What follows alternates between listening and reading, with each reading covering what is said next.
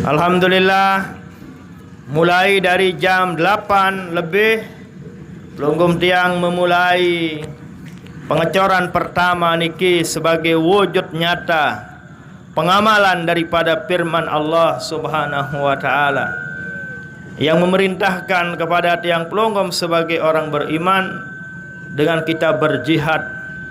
Wajahidu, kita diperintahkan oleh Allah Subhanahu wa taala untuk berjuang menjaga agama Allah, membela agama Allah, menyebarkan agama Allah. Pondok pesantren yang Pelunggum Tiang bangun pada kesempatan niki adalah sebagai cara untuk kita bela, kita jaga, kita perjuangkan agama kita niki. Kalau pondok-pondok pesantren tidak ada, bayangkan bagaimana nasib anak cucu kita nantinya. Kalau tidak ada sekolah seperti niki, kemana mereka akan mencari ilmu? Kemana mereka akan bertanya agar dia mengenal dirinya sebagai hamba Allah, mengenal tugas-tugasnya sebagai hamba Allah, mengetahui kewajibannya sebagai hamba Allah, dan kemana mereka akan bertanya, mencari agar mengenal Allah Subhanahu wa ta'ala. Dari itulah Allah Subhanahu wa ta'ala memerintahkan kepada semua orang yang beriman untuk berjihad, berjuang dengan menggunakan apa? Bi amwalikum wa ampusikum. Kita berjuang, kita tegakkan, kita bela, kita sebarkan agama kita, ajaran Islam nike dengan menggunakan harta benda kita. Bangunan yang luas seperti niki 5 lokal, masya Allah. Ini adalah amal jariah pelunggum.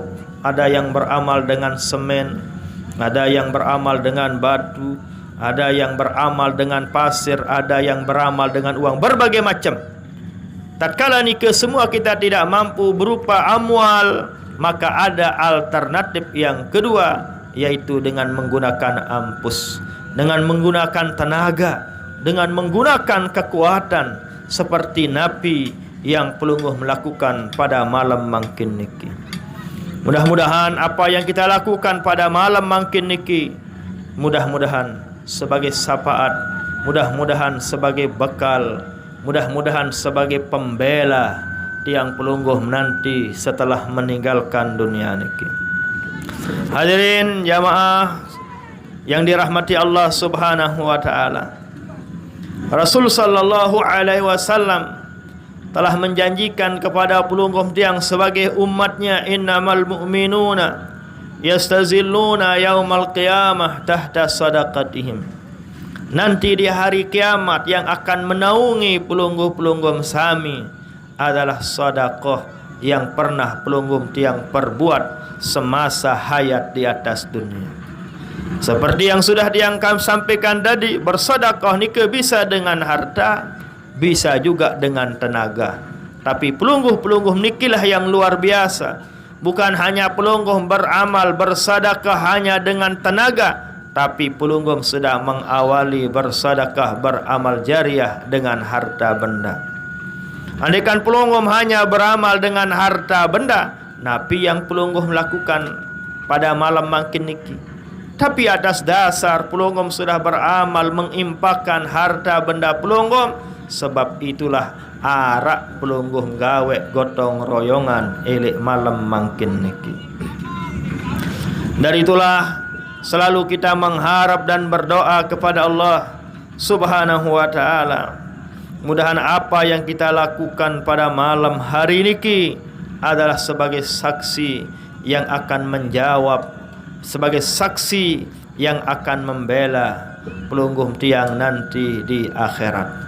Karena nanti malaikat menanyakan pelungguh tiang anil amwal, anil umur. Umur kita ditanya oleh Allah, harta benda kita, kesehatan kita, semuanya kita akan diminta pertanggungjawabannya oleh Allah Subhanahu wa ta'ala.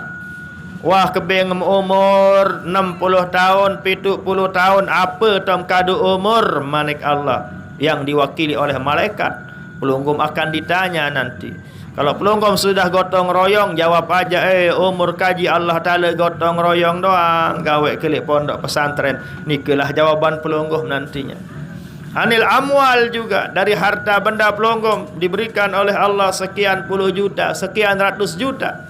Kemana pelonggom nafkahkan, kemana pelonggom gunakan? Nanti pelonggom akan jawab, oh sudah kami serahkan, sudah kami impakkan, sudah kami sedekahkan kepada pondok pesantren. Nah, piara pondok pesantren? Pondok pesantren Irsadul Ummah Nahdlatul Wathon Kuang Diri. Itu aja jawaban pelungguh nanti. Orang-orang yang diberikan harta benda, kesehatan, kekayaan oleh Allah, tapi dia tidak gunakan untuk menjaga, menyebarkan agama Allah, tidak dia gunakan bersedekah sesuai perintah Allah maupun Rasul sallallahu alaihi wasallam, nikalah orang-orang yang nyesal nantinya tatkala meninggalkan dunia niki.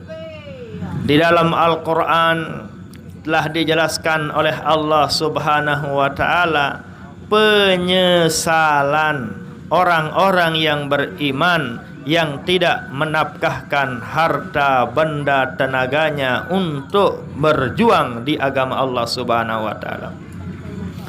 Di dalam Al-Quran dia jelaskan bahwa anfiqu mimma razaqnakum min qabli an ya'tiya ahadakumul maut fayaqula rabbi laula akhartani ila ajalin qarib fa asaddaqa wa akum minas salihin. وَلَنْ يُؤَخِّرَ اللَّهُ نَفْسًا إِذَا جَاءَ أَجَلُهَا وَاللَّهُ خَبِيرٌ بِمَا تَعْمَلُونَ.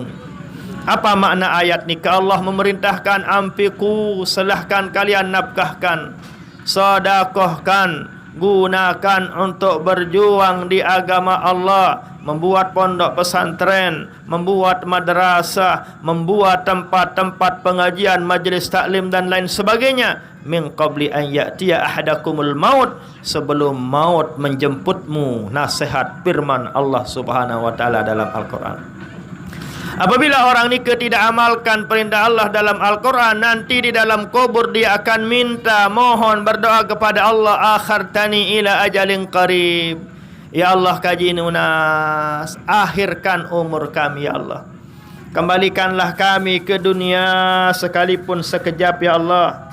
Kembalikanlah kami ke Kuang Diri ya Allah, sekalipun 1 hari 2 hari ya Allah. Itu permohonannya, karena dia menyesal. Sabun seselan adalah punya harta benda banyak di atas dunia, lagu kemadian doang lik bawun dunia, ngengat kanan, mendok kiri, tidak ada harta bendanya. Di mana harta bendanya? Semua kemadian doang elik bawun dunia. Ya, saknya selalu lemak. Ialah sak susah. Para nelik dalam kubur tidak membutuhkan makan dan minuman, butuh kita sangu, butuh kita bekal. Karena susahnya, sedihnya, berdoa kepada Allah, akhartani ila ajalin qarib. Tulakan gamak kaji Allah mana-mana semendak. Lalu kembe tulak jog bawun dunia, jawabannya apa? Sedekah. Gan kaji sedekahan selapu harta benda duit karak kaji Allah.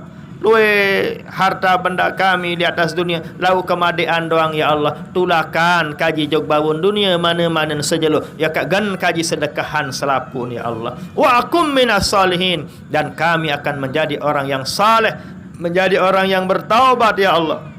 Ini permohonannya.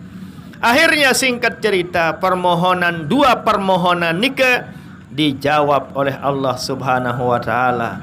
Walan yuakhirallahu nafsan idza jaa ajaluha. Tidak ada ceritanya orang yang sudah mati kami akan kembalikan lagi ke atas dunia. Bahasa kasar bahwa dah tepu baik di dalam kubur, mendot baik di dalam kubur, dia terkanggok si keluarga, dia terkanggok si harta benda. Harta benda soh melalah petak dia terkanggok. Keluarga mensasim perjuangan pita rezeki kelemak sampai sore, bahkan sampai malam dia terkanggok. Wah baik mambu moh nani momot di dalam kubur. Tidak ditolak mentah-mentah permohonannya oleh Allah Subhanahu wa taala. Jawaban Allah yang kedua, wallahu khabirum bima ta'malun. Allah Maha mengetahui perbuatanmu. Basin tiang pelungguh adalah jangankan ndak ke polik menjog bawun dunia sejelo dua jelo mek jari dengan pacu. Saya berikan umur kesempatan, kami berikan kesempatan di atas dunia 60 tahun 70 tahun. Lah lagu mula pelit menjak mula ye potongan. Andai ketulakan jog bawun dunia belum tentu milih beramal malik, belum tentu milih gotong royong malik, belum tentu milih bersedekah malik. Dia tersadu isi di sisi Allah Subhanahu wa taala. Ditolak mentah-mentah permohonan tiang pelungguh nanti atau permohonan orang yang beriman yang sak nyesel tak mau kubur. Kenapa dia menyesal? Diberikan harta oleh Allah, tican kesehatan isi Allah, lagu ndek kadu harta benda nika untuk dia gunakan di jalan Allah. Tican kesempatan sehat isi di sisi Allah, lagu sehat tenika den kadu kawin untuk gawe perintah-perintah Allah Subhanahu wa taala. Pantaslah Nabi besar kita Nabi Muhammad sallallahu alaihi wasallam menasihati tiang pelunggum sebagai umatnya, nikmatani maghbunun fihi ma kasirun minan nas. Arak dua model nikmat sak paling loin umat sia-siaan. Dua model nikmat sak tican isi Allah Ta'ala sak paling loin dengan beriman sia-siaan nikmat nika, tidak dia manfaatkan dua nikmat nika. Mana dua nikmat nika yang tidak dimanfaatkan oleh orang beriman? Yang pertama adalah as-sihhatu, sehat. Yang kedua al-faragu, sempat. Dari itulah jamaah pengajian yang dirahmati Allah berusaha.